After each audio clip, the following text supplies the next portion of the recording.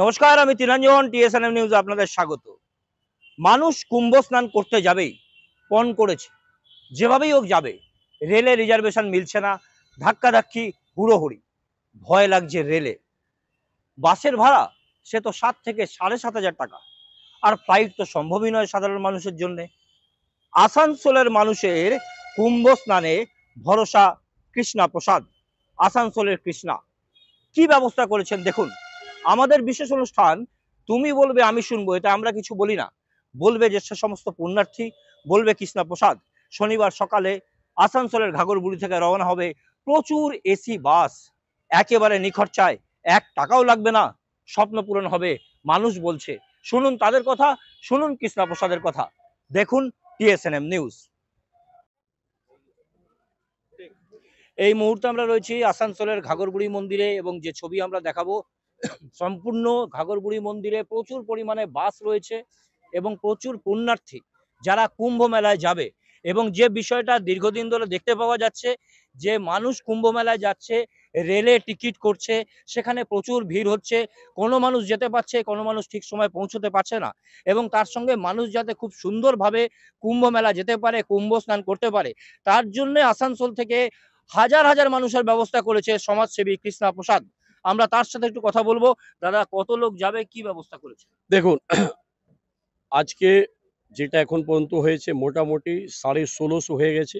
আমাদের 1100 লক্ষ্য ছিল, সেটা 1650 হয়ে গেছে। 27 খানা 27 বাস আছে, ভিডিও কোচ এসি বাস আছে। তারপরে আমাদের 20টা উপর 4 হুইলার বাস থাকবে। আমরা এখন মায়ের ভোগ চাপছে, তারপরে এখন পুজো করতে যাচ্ছি, তারপরে ভান্ডারা হবে। আমরা এখান থেকে স্টার্ট করব রাখুন 12:30-1টার মধ্যে।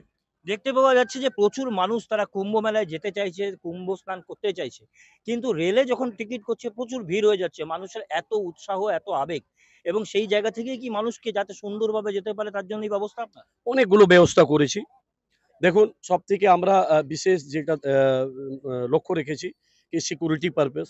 আমি বারবার বলছি কি আইনগত যেটা স্টেপ সেটা নিয়েছি।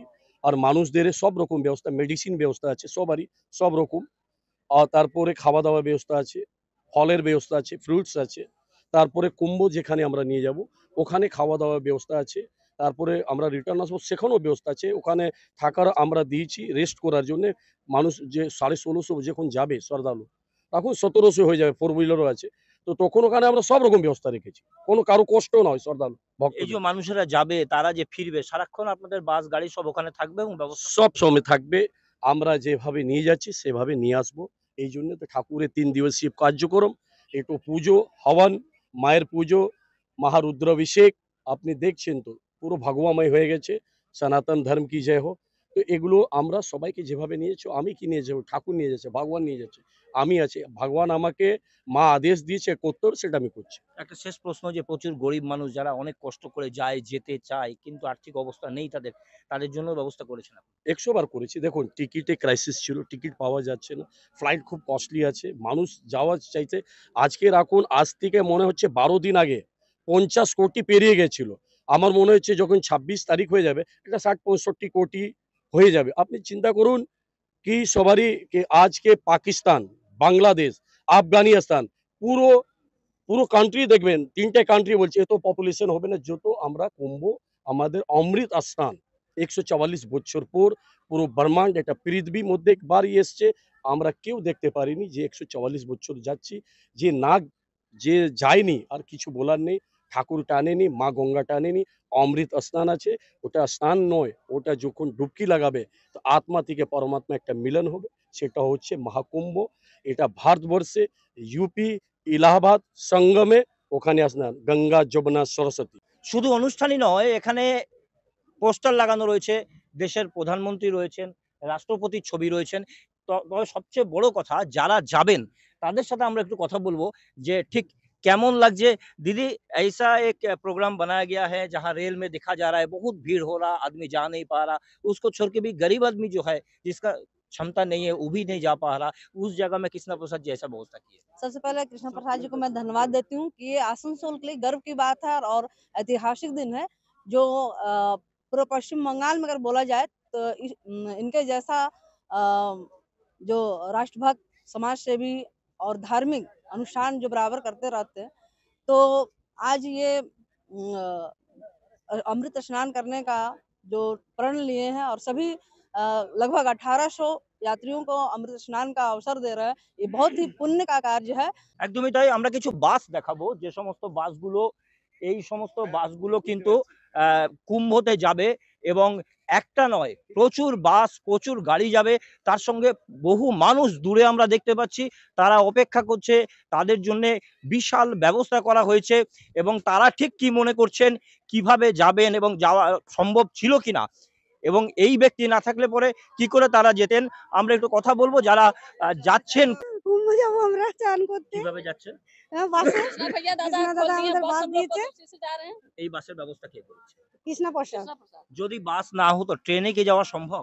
না, কি পারতাম বলবেন, না। যে যিনি ব্যবস্থা করেছেন তার উদ্দেশ্যে কি বলবেন? অনেক অনেক কিছু বলবো তাও কম পড়ে যাবে।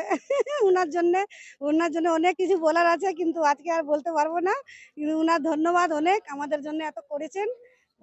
আমরা কথা বলবো আরো একজনের সঙ্গে। আপ কাহা যাইয়ে? আমি কুম্ভ স্নান করতে যাচ্ছি। কুম্ভ স্নান করতে যাচ্ছেন।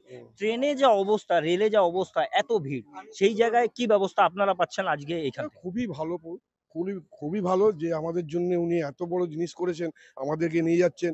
আমি আরো সনাতন ধর্মী যে আমাদের আসানসোল সব পশ্চিম বর্ধমানের মধ্যে আছে, তাদেরকেও বলবো কি সবাই এর হাত দিয়ে হাত মিলিয়ে চলতে, কি এই কাজটা এগিয়ে যায়, আরো লোকে এগিয়ে এসে করুক, এই ধর্মের কাজে সবাই এগিয়ে আসুক। কিন্তু উনি খুবই ভালো করেছেন, লোকের জন্য খুবই করছেন। লোককে বলেছেন যেভাবে নিয়ে যাবেন সেভাবে নিয়ে আসবেন। তার সঙ্গে উনি মেডিকেল গাড়ি ফাড়ি সবই নিয়ে যাচ্ছে, সবই কিছু নিয়ে গিয়ে নিয়ে যাওয়া নিয়ে আসা ওনার ব্যবস্থা উনি করে রেখেছেন। মানে মেডিকেল সিকিউরিটি সবকিছুই ব্যবস্থা রয়েছে। সব কিছু আছে। আমরা একটু ভিড়টা দেখাবো, যারা যাবে তারা কত মানুষ এখনো পর্যন্ত এসে পৌঁছেছেন, সম্পূর্ণ সেই ছবি সামনে রয়েছে। এবং আজকের দিনে আসানসোলে বৃষ্টি হচ্ছে, সেই জায়গায় মাথার ওপর তিনি একটা ছাদেরও ব্যবস্থা করেছেন টেম্পোরারিলি, এবং যাতে মানুষ নির্বিঘ্নে যেতে পারে, কারোর কোনো অসুবিধা না হয়, সেই ব্যবস্থাই তিনি করেছেন। আমরা আরেকজনের সঙ্গে কথা বলবো। দিদি একটু ঘুরুন, আপনি কোথায় যাবেন? আমি কুম্ভ যাব। কুম্ভ যাবেন। এর আগে কি চেষ্টা করেছিলেন কুম্ভ যাওয়ার? চেষ্টা তো করেছিল, কিন্তু ভিড় দেখে ভয় খেয়ে গেছে। যে পরিমাণ ভিড় ট্রেনে হচ্ছে, হ্যাঁ। মানুষ যেতে পারছে না, আজকে যে হ্যাঁ। ব্যবস্থা হয়েছে কি বলবেন?